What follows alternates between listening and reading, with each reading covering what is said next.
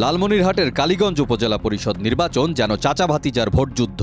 সাবেক সমাজ কল্যাণমন্ত্রী ও লালমনিরহাট ২ আসনের এমপি নুরুজ্জামান আহমেদের ছেলে রাকিবুজ্জামান আহমেদ এবং এমপির ভাই মাহবুবুজ্জামান আহমেদ এবার একে অন্যের বিরুদ্ধে লড়ছেন এই নির্বাচনে।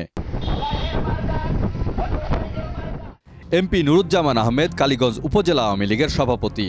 তার আপন ছোট ভাই মাহবুবুজ্জামান আহমেদ টানা ১০ বছর ধরে কালীগঞ্জ উপজেলা পরিষদের চেয়ারম্যান এবং দীর্ঘদিন ধরে জেলা আওয়ামী লীগের সহসভাপতির দায়িত্ব পালন করছেন।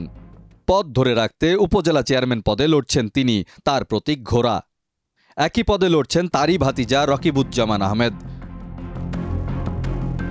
রাকিবুজ্জামান বর্তমানে জেলা আওয়ামী লীগের সাংগঠনিক সম্পাদক। তবে জনপ্রতিনিধি হতে এবারই প্রথম কালীগঞ্জ উপজেলা পরিষদ নির্বাচনে চাচার প্রতিদ্বন্দ্বী হিসেবে লড়ছেন তিনি। তার প্রতীক আনারস। চাচা ভাতিজা দুজনেই করছেন জয়ের প্রত্যাশা।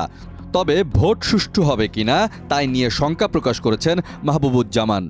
আমি মন্ত্রী মহোদয়ের মতো লোকের কথা শুনে উনি নিজেই তার ছেলেকে সমর্থন দিচ্ছে, কিন্তু জনগণ আমাকে সমর্থন দিচ্ছে। মন্ত্রী মহোদয় যে ভাবমূর্তি, যে কাজকর্ম করতে, নির্বাচন একটা আমার নিজের মধ্যে একটা সন্দেহ জেগেছে যে এই কালীগঞ্জ উপজেলায় সঠিক নির্বাচন হবে কিনা।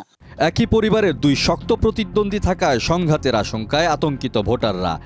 একই বাড়ির নিচতলায় এক প্রার্থী আর ওপরতলায় আরেক প্রার্থীর বসবাস।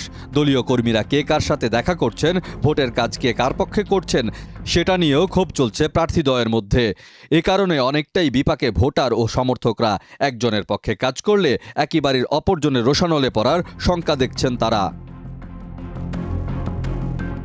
জেলার শীর্ষ জনপ্রতিনিধি পদে একই পরিবারের আধিপত্য যেন পাকাপোক্ত হয়ে গেছে।